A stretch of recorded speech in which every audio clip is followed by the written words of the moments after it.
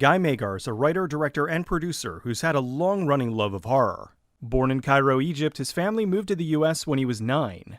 He grew up in New York, and after college, he began his film career by enrolling in the London Film School. After that, he moved to Los Angeles to go to the American Film Institute. His short, Once Upon an Evening, was so good it earned him a 7-year deal at Universal Studios. This began his long-running career in television. He worked as a second-unit director on an episode of Battlestar Galactica and moved on to other shows like Buck Rogers, The Power of Matthew Starr, and The A-Team. He enjoyed working in television, but really wanted to make movies. The problem was, back then, going from TV to film wasn't easy. It was easier for a TV actor to make the transition to feature films than for directors. He was categorized and wanted to break out of it. While growing up, one of his all-time favorite movies was the 1973 classic, The Exorcist. The movie terrified him, and he thought that demonic possession as a theme in a film would open up a world of possibilities. So he decided he wanted to make a horror film. While continuing to work in television, he started writing a script. Taking the demonic possession angle from The Exorcist, he wrote it to be a supernatural revenge thriller. Beyond The Exorcist, he took direct inspiration for the script from a novel called Life After Death, about a painter who tries to kill himself by jumping off the roof of a building. Magar wrote the script, which would eventually go on to be called Retribution. It was about George Miller, a painter who is down his luck and tries to commit suicide. While being revived by the paramedics, he's possessed by the spirit of a criminal who was murdered that same night, a small-time gangster named Vito. The angry spirit then uses George as a conduit to get revenge on the people who killed him. Although the spirit doesn't kill these people, he would do things to make it appear that they had killed themselves. It was written to be a dramatic thriller, with plenty of scares but also enough character development so you actually cared about what the main character was going through. With the script written, he shopped it around without any luck.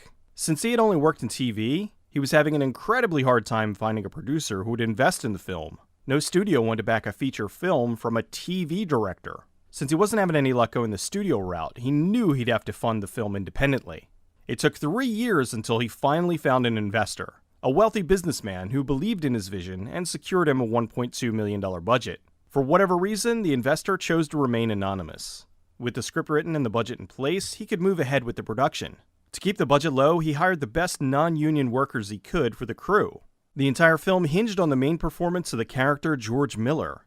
Magar knew he needed a strong, sympathetic lead or the film wouldn't work. While he was writing the script, he had one such actor in mind, Dennis Lipscomb. Magar had worked with Lipscomb in the past, and he was the only actor he felt could bring the character to life. Lipscomb was a Shakespearean-trained actor and a well-known character actor. He was very successful playing characters in cop shows like Hill Street Blues and T.J. Hooker. He said what attracted him to the film was the plot. It wasn't just another slasher with teenagers being murdered, it was a psychological thriller about revenge. The other thing that drew him to the project was that this would be his first major starring role in a film.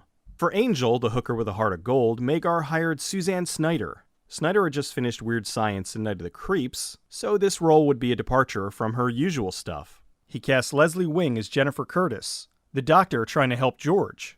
For the small role of Lieutenant Ashley, Magar was able to bring in Hoyt Axton. The two met back when Axton was working on the made-for-TV movie The Rousters, and they became good friends.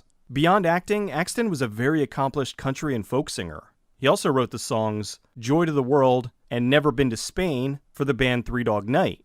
All the actors agreed to be paid SAG minimum. This meant everyone was paid on the same scale. Since Axton was a good friend, he agreed to this despite the fact that he was a bigger actor and normally would be paid much more than this. The other actors agreed to it simply because they believed in the production. They started filming in January of 1986. The director wrote the film to open on Halloween because he thought it would add a dynamic look to the beginning. Everyone's walking around in costumes while this guy is getting ready to kill himself. Most of the film was shot in downtown Los Angeles. They rented a rundown hotel for many different parts of the movie. They shot this sequence in a real slaughterhouse. They were filming there for 2 days. They rented a real bar to use for 1 night. While location scouting, the director saw an unusual brick wall. He loved the design and worked it into the script so he could film there. They had a fake tombstone made for Vito. Magar knew about this neon museum in LA and wrote it into the movie as an art gallery. It was hard to like the location for obvious reasons.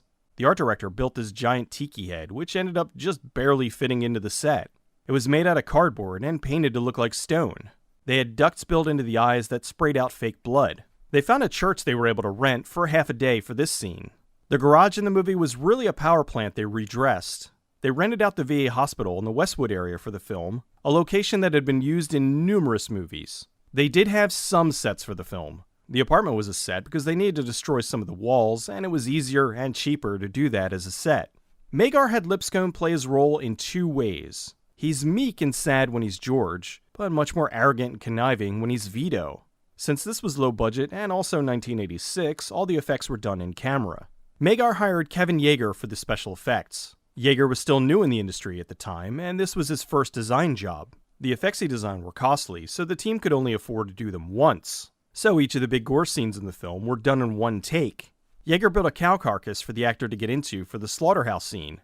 They did many of the effects as low-tech as possible.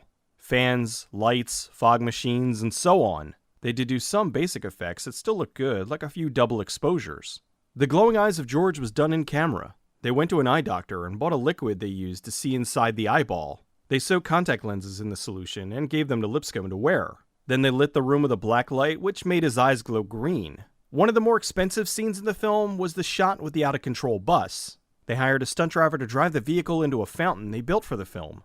The title sequence with the flames around the name is the only digital effect in the film. They hired a bunch of extras for George's birthday party. The angry dog was an homage to The Omen, another favorite of Magar.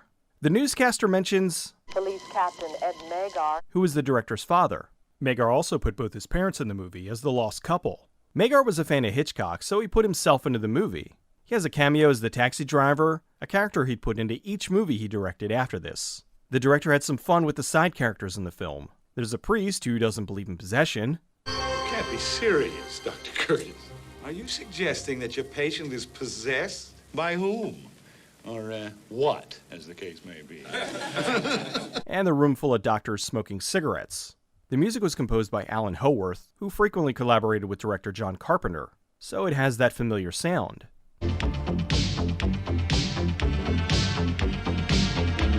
The shoot wrapped after 5 weeks of filming. Since Magar had put so much into the film, he couldn't afford some of the jobs like a bookkeeper, so he had to do those jobs himself. He also couldn't afford an editor, so he had to do that himself, even though he never edited before. For the flashback scenes, he wanted them to have a different look than the rest of the film, so he color corrected them green. Magar worked on editing the film, and the first cut was roughly 3 hours long. He trimmed it down to about 2 hours. Now with the film finished, Magar was trying to find a distributor. It had been 14 months since pre-production before the film got its first screening. No one wanted it. He said the major studios didn't like it because it wasn't mainstream enough to be successful. After a long search, he found a distributor for the film. He submitted it for a rating, and it came back with a dreaded X. The 80s were littered with slasher films, each trying to one-up each other, and because of this, the MPAA started cracking down on the violence in horror movies, and made ratings much more strict. Unfortunately, Retribution became a victim to this, and they had to trim their violence down significantly to get their R rating. This meant that all the amazing work that Yeager was paid a good chunk of the budget to make was no longer able to be seen. The movie in and of itself wasn't particularly gratuitous. That is until Vito goes on his revenge sprees. Each of the people that Vito kills meets a particularly gruesome end. Vito's mistress cuts her stomach open. The butcher gets flayed in half in the slaughterhouse. And his other associate cuts off his arm with a blowtorch, and then has his head crushed by the crane. In the end, it took some clever edits and the removal of the footage to get their R rating. While the film was taking its time to get to theaters, it made Lipscomb sad. He said it was the biggest role he ever played and was hoping the movie would be a success. To play up the Halloween theme, the studio wanted to release the movie on October of 1986. But because of the changes that were made to the film, it wasn't ready in time and the release was delayed. With the changes, Magar was hoping the film would now be released in October of 1987. The studio that was in charge of releasing the film became impatient and decided to dump it into theaters in June of 1987 with absolutely no advertising to promote it. Needless to say, no one saw the film. Magar took the film back and worked to find a new distributor. After another long search, he was able to get Taurus Entertainment, a subsidiary of United Artists, to release the film in October of 1988. The catch was that it would only be released in about 6 cities in the US, and if it did well, they'd give it a wider release. It did not do well. Critics called it stingy on the scares, and complained about the fact that there was too much of that dreaded character development in a horror movie. With the film majorly underperforming, it was buried by the studio and forgotten. Magar was saddened by this because he and everyone involved really believed in it. Magar continued to work in TV, directing TV shows like Werewolf, Nowhere Man, and Sliders. He did direct a few more films like Stepfather 3 and Children of the Corn Revelation, but they were all direct-to-video. In 2011, he released an autobiography, Kiss Me Quick Before I Shoot, about his life as well as his ups and downs in the entertainment industry. Much like the character George, the film was revived in 2012 when it was remastered and put on DVD. This brought the film to a new audience, and it was then cleaned up further for the Blu-ray release in 2015. The film has since been hailed as a misunderstood and sadly overlooked horror classic. Fangoria said it was gutsy, as subversely influential as the Texas Chainsaw Massacre and Maniac. It's been a long road for Retribution, but it finally has some recognition. Maybe not the hit the director was hoping for, but at least it wasn't completely buried like the studio wanted. Dennis Lipscomb brings an amazing amount of depth to the character, and it's a shame that some reviewers saw that as a negative. Just because it's a horror film doesn't mean we shouldn't care about the characters. I think that's been an ongoing problem with horror films. Instead of creating characters we care about and root for, we get a bunch of disposable caricatures. In this, George is a lost soul who's desperately trying to turn his life around, but he can't because of the murderous Vito. He's found solace in the also lost Angel. They're two broken people trying to make their very odd pairing work. While I think the 3-hour version of the film was probably unnecessary, directors who edit their own films often fall in love with the footage they've shot and have a hard time cutting some of the more superfluous details. This was especially compounded by the fact that this was his first time editing. I think the released 106-minute version of the film was the perfect sweet spot of filling in the blanks, but not beating you over the head with them. In the brief glimpses, you can see the amazing work Yeager did, but it's so frantically cut to get the R rating, it misses some of its impact. A cut of some of the X-rated footage was put on the DVD and Blu-ray as deleted scenes. Here we get a better view of the effects, especially the one where the guy in the garage gets his head crushed. Retribution is a very solid, very underappreciated psychological horror film. While the killer back from the dead in another person's body has been done quite a bit since, it was still a fairly unused idea back in 1986. The notion of the spirit making these people kill themselves was definitely different, plus the sympathetic lead made the film hit a lot harder than expected. I was cheering for George to work his way out of this mess, which made the ending that much more impactful. While some of the visuals and camera tricks may look bad by today's standards, I still think they're just fine, especially if you consider this was all done independently. Retribution's a terrific little film with a persistent state of melancholy and glimmers of hope. It's been overlooked for far too long.